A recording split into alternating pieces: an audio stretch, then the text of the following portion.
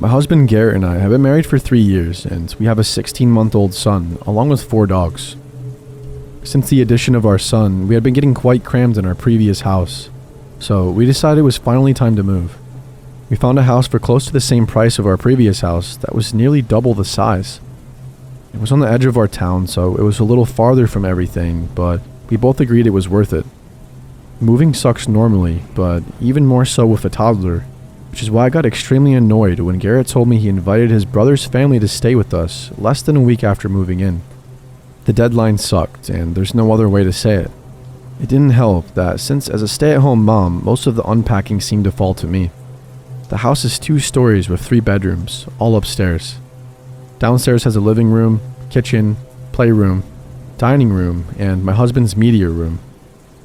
I figured since my brother-in-law, his wife, and all 3 of their girls were going to be staying with us, that the guest bedroom wouldn't be big enough. So we set it up for the girls to stay in the nursery, and my son would get moved to our bedroom, which means that I have to have every room unpacked. No shoving any extra unpacked boxes in the other room. I always sleep terribly in new places, which wasn't helped by the fact that this house is about 40 years old and creaks all the time. I kept thinking I was hearing something walking above me, but I wrote it off since all that was above me was the attic. I figured it was probably just the old house creaking, or at the worst case scenario, a mouse or something trapped in the attic. I told Garrett, and he said that on the next payday we'd have an exterminator come out. I had other things to worry about, so I put it out of my mind. About 3 days into the unpacking, Garrett started complaining about not being able to find a few of his things, like his razor, extra pair of sunglasses, flip-flops, etc. I had focused on unpacking the downstairs first, so I figured he just mislabeled his boxes, or possibly had left a few things behind on accident. Honestly, I didn't really bat an eye about his missing things because I was busy trying to get the house ready for company that was arriving in 3 days. When I finished unpacking downstairs, I moved upstairs, with only a day and a half until everybody arrived. I unpacked the guest room and nursery first because I needed those rooms done and childproof for the girls. Our room was done last. I kept finding boxes that were already opened, but I kept assuming that my husband had opened them looking for his stuff. I realize now that I should have asked him, but I was just stressed out from having to get everything done so quickly. It wasn't until I started unpacking my boxes that I noticed some of my stuff also missing. Things that I knew I had packed, like my favorite bra or my scrapbooks, some lipstick, etc. I brought it up to my husband and he told me the same thing that I had told him, that it would turn up. It was probably just in another box. I still had 3 boxes to unpack when everybody arrived, and I just shoved them in my closet to unpack later. Now for me, having 8 people and 4 dogs in one house was not fun, to say the least. The fact that 4 of those people in the house were under the age of 5 made it downright chaotic at times. One morning, my sister-in-law asked me if I had seen a pink blanket belonging to one of the girls. I didn't know where it was, but she blamed either my dogs or my son. I love my nieces, but I was so glad when their visit ended a week later. Garrett and I both forgot all about the missing items since none of them were essential to our day-to-day life.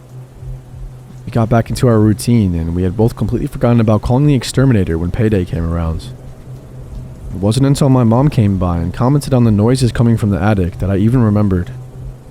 She said the same thing and I had already thought, that it was a mouse or a squirrel or something, and I called the exterminator that day. I set the appointment for the next day, which was yesterday. Garrett took that day off to deal with the exterminator. His name was Paul. He got here while I was fixing lunch for my son, so Garrett took him to the attic. Neither my husband or I had bothered to go to the attic yet, so Garrett figured it was a good time to check it out. They came back down quickly and literally ran down the stairs. Garrett told me to stop what I was doing and to take Camden outside with Paul immediately while he put the dogs in the backyard. I was confused, but something in his tone let me know that this was important. I went out front with Paul, who told me to sit in his truck with the AC on. When my husband came out to the front, I could see the look of terror in his eyes.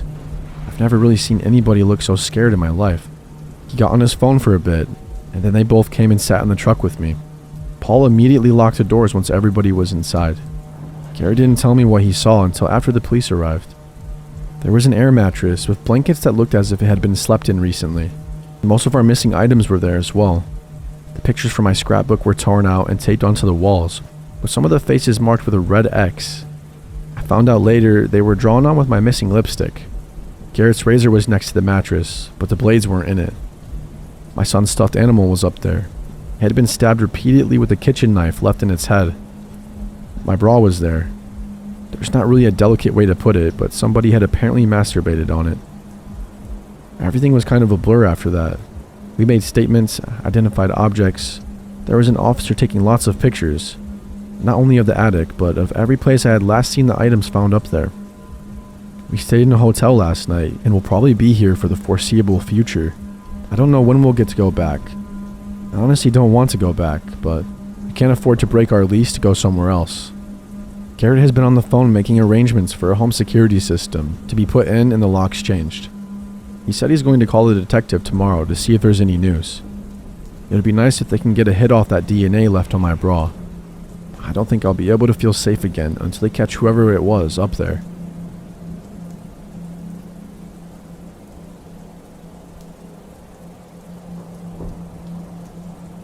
I've never been a religious person. The few times I've ever gone to church, it was with my grandma, and they mostly just became a bonding experience for us, because I know she likes it when I show interest in her hobbies and beliefs. But that being said, I will be damned if I didn't start trying to pray to something that night. As a teenage girl, there are a few things you really grow up to appreciate for a while. Car privileges and getting to be home alone on the weekends. This story happened while I was home alone one Friday night in December. Lights off, popcorn, scary movies, and ice cream. It was my literal definition of relaxation, and my parents were both out for the night. I was sitting on the couch watching my movie with my two cats when I started hearing things. It was either raining or snowing that night because I heard the distinct sound of water or something hitting the roof. But that was fine by me. In fact, I even liked the rain.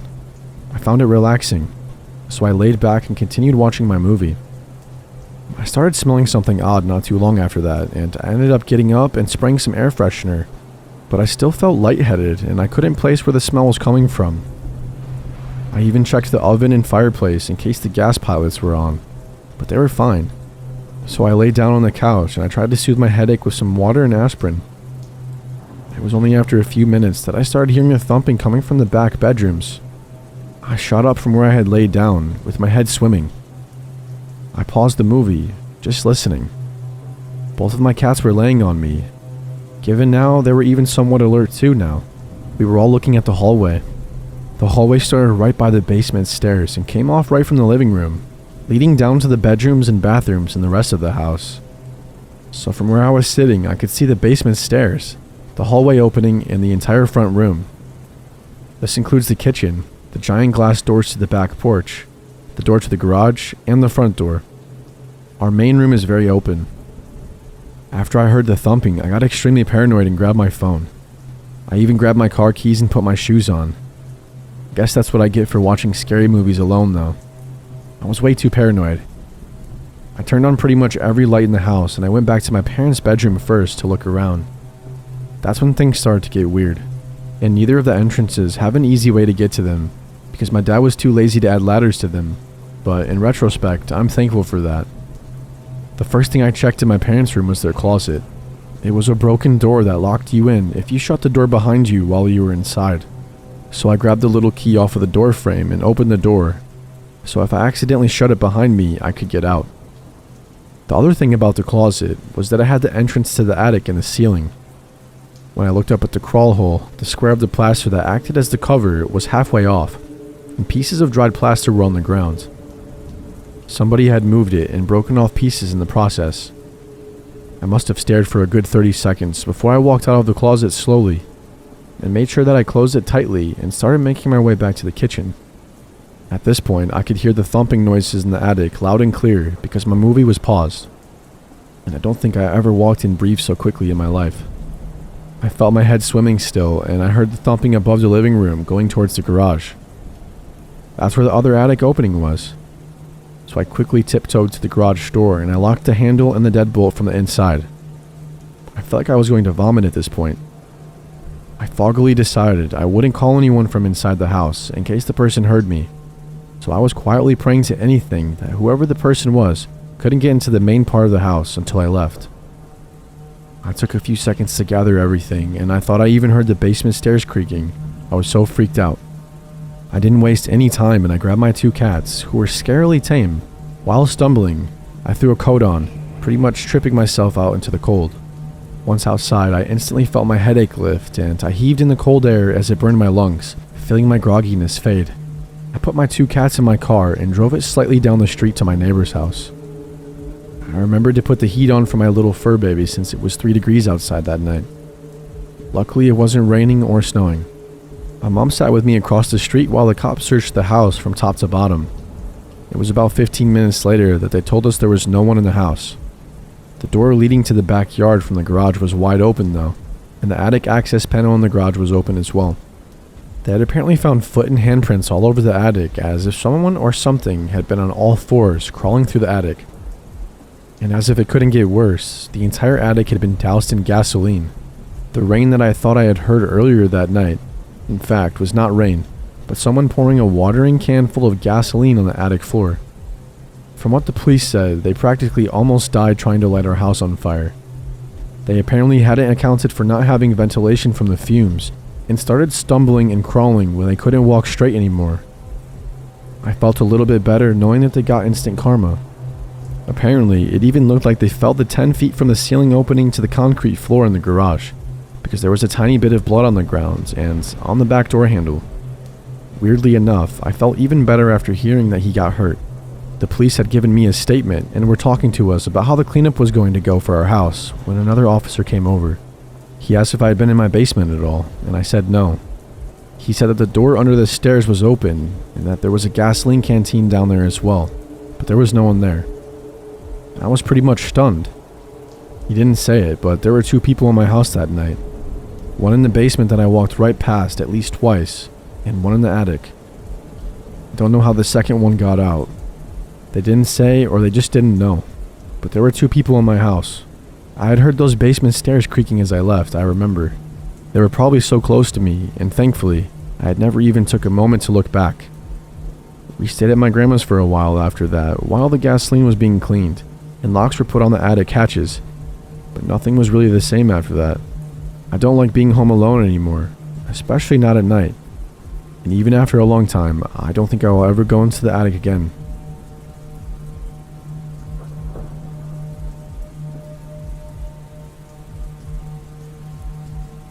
I was 11 at the time, and I was living in a nice suburban area. We had recently moved into this house my parents had built, and it was our first home versus a rented house in a sketchy area. It was a very nice neighborhood. The whole family made friends quickly with lots of neighbors, but especially the ones 3 doors down. They had a daughter my age, I'm male by the way, and a daughter 5 years younger, which was the same age as my sister. Our parents got along well, and we began hanging out quite a bit at barbecues at their house or parties at our house, etc. Friendships were formed quickly and seemed to be very strong. After a year or so, I started realizing things weren't what they seemed. I remember seeing police cars at their house a few times in the evenings, and when I'd ask my parents what was going on, it was always nothing, just checking in on them type of answers. I was no genius, but at 11 that didn't add up to me. Why didn't the cops come up and check on us? One day I'm at their house playing and hanging out, and the daughter goes across the street to get another mutual friend, which left myself and the father alone in the house. This was really no big deal, as it has happened before. But then he approached me and just seemed off. I still don't know what made me feel this way, but I was very uncomfortable. I started thinking about leaving. A few minutes later, he tells me that he has something cool to show me.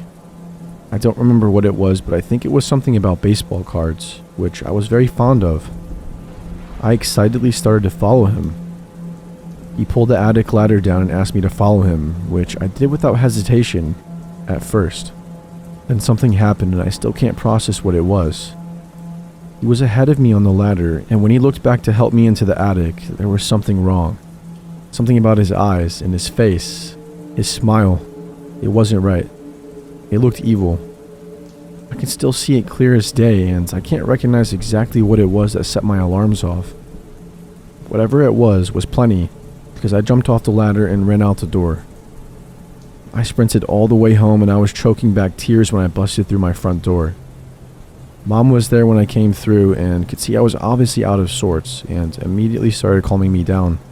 As I came to my senses, I explained what happened. My mom was concerned with how scared I was, but mostly brushed it off to me being scared for not much reason. I shit you not though, that same exact night I was woken up at around 3 a.m. It was my mom sitting on my bed, and as I awoke, she held me like a baby. I remember how she smelled and how tightly she held me, and I remember her tears hitting my cheek. Eventually, I saw out the window to the neighbor's house. It was surrounded by police and fire trucks.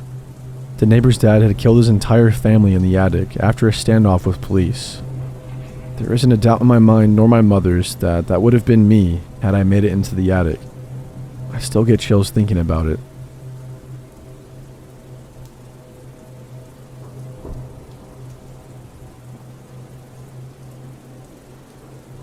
I know this is kind of long, and please bear with me, but I thought it was a creepy experience and I wanted to share. This actually occurred to me, and we still don't know what happened. So this happened when I was in high school, still living with my parents and my younger brother in a house in the suburbs. The area I grew up in was really quiet and safe. We lived in the Midwest, and this town was as Midwest as you can get. Which means everyone knew everyone, and even strangers were sweet and eager to help, with some exceptions of course. Our neighborhood was the kind where every third house had the same layout, so everyone was pretty much living on an equal level. No one bigger than the other. That meant everyone got along pretty well, and there was hardly any crime, since everyone was coming from similar financial backgrounds. It would be an understatement to say I felt safe where I lived. That was until these weird things started to happen. These were small things, pretty inconsequential in the moment, but when I look back at everything, I almost always connect them, thinking there was something weird going on. It started at the beginning of my junior year of high school. One morning I had woken up early to put away my clothes, and because I'm weird about these things, I made sure all my dressers and doors were closed before I left. I was the last one out of the house because I had a doctor's appointment, and the first one back. I asked to make sure later too. But when I came out to my room, my door wasn't closed all the way, and my closet was completely open. I thought it was weird, but I brushed it off, even though this happened more than once. I'd sometimes be missing t-shirts or pants after that, but I always told myself I was just being stupid and probably lost them somewhere. Another night, after I had gone to bed, I was woken up by the sound of footsteps coming up the stairs. Around the 5th step, the stairs creak really bad. And when I heard that, I woke up pretty quickly. I remember it clearly because I could hear it over my fan. After the footsteps stopped, I checked every room upstairs.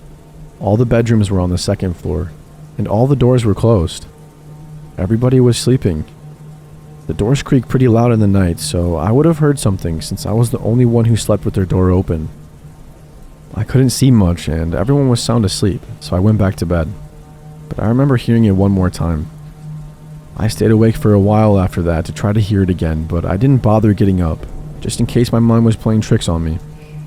I asked my family about it casually in the morning, but everyone said that they slept through the night. But all these little incidents culminated into one of the weirdest experiences I've had to date. It was halfway through the year, and I had just driven myself and my brother home from high school. I threw down my bags on the dining table, and I laid down on the couch to watch some TV. My brother went downstairs to take out the dog and play some video games. I could tell by the fact that there were no other cars in the garage that my parents were still at work. So I put the volume on medium so I could hear when they got back. My parents used to give me a lot of crap for watching TV after school. Everything was fine and I was actually starting to doze off when I heard a distinct thumping coming from upstairs. I thought it was just my imagination. I watch a lot of scary movies, so I tend to be a bit jumpy sometimes. So I just went back to my show. But the thumping continued for about 5 minutes, and that's when I finally decided something was wrong. I muted the TV and I listened for a few minutes. It was a rhythmic thumping with occasional squeaking, and it was coming from directly upstairs. For just a second, I thought it was my dog, since he sometimes paced up and down the stairs, trying to find a step to sleep on. So I called for him, but my brother shouted that he was downstairs with him. So I walked up the stairs to the top and I listened. It was coming from directly above me. I started to get scared when I realized the only thing above the stairs was the attic. And what's more, I realized that it wasn't thumping. It sounded exactly like footsteps, like someone wearing boots and pacing around the attic. Even though I was thinking the worst, I told myself to be practical. There were only 2 entrances to the attic, a small panel in the ceiling of my brother's bedroom, and a third-story window outside. I checked his bedroom, and the panel looked like it hadn't been touched. We hadn't even really opened it since we moved in, because the previous owners told us it was just insulation and wiring. Not much room for more than a few things. Maybe like a dresser or something. I then thought about how we were having trouble recently with our dish for the TV, and my dad had called a repairman to fix it. I opened the front door and I went around back, but there was nothing on the roof. Not that I could see much, it was pretty high up. Come to think of it, no van was parked around our house either. When I went back inside, my brother was standing in the doorway asking what was going on since he heard the door open. I told him about it and I asked him to come check, to make sure I wasn't crazy. When we got to the top of the stairs, he gets a weird look on his face and asks, "What is that?" I felt relieved knowing it wasn't just me. I whisper, "It sounds like someone walking, right?" He nods and points downstairs. I know what he's talking about, and I follow him. The floors are pretty thin, so in case it's a person, we talk quietly about what to do. I tell him about the roof and stuff, and he shakes his head. So we decide to call our dad. When I explained everything to my dad, I could tell he didn't believe us, but was trying to be nice about it. I didn't blame him. It was honestly so improbable for someone to want to be in our attic, let alone get in there. He said it was probably a bird or a raccoon. We lived near a large patch of thick woods, but I tried to explain that no animal could make that kind of thumping sound. If it was a bird, it would have to be repeatedly slamming itself into the floor. And even then, that doesn't explain how the floor creaked afterwards, like someone shifting their weight. He said to just wait it out, that he would be home soon, and I said fine. The thumping had been going on for well over 30 minutes now, and I was still so unsure that I decided I would camp in my brother's room until it stopped, just in case. After about 15 minutes, I realized I really had to use the bathroom. There's a bathroom right next to his room, and still under the attic. As I was washing up, I realized the footsteps were a lot louder now and directly above me. It was weird because before, the thumping was loud when I was in my brother's room, meaning they were above me then. The footsteps had moved to follow me. Sometimes when I'm really scared, I get really angry, so I banged twice on the ceiling. I'm pretty tall for a girl, so I used my fist, and I shouted, "What the heck is this?" The steps completely stopped. I was confused for a second until, clear as day, there were two loud thumps, like someone stomping their foot twice really loud. I ran out of the bathroom to my brother coming up the stairs mouthing, "What just happened?" The pacing had started again, so I quickly explained everything to my brother. He picked up the phone and dialed my dad again. As he's trying to explain everything, I can tell my dad's not giving in again. Frustrated and scared, I take the phone from my brother, put my dad on the speaker, and hold my phone up to the attic and shout, "Listen to this." And all of a sudden, and immediately, the footsteps completely stop. Like absolutely no sound whatsoever. After a minute of silence, I hear my dad say, "What sound?"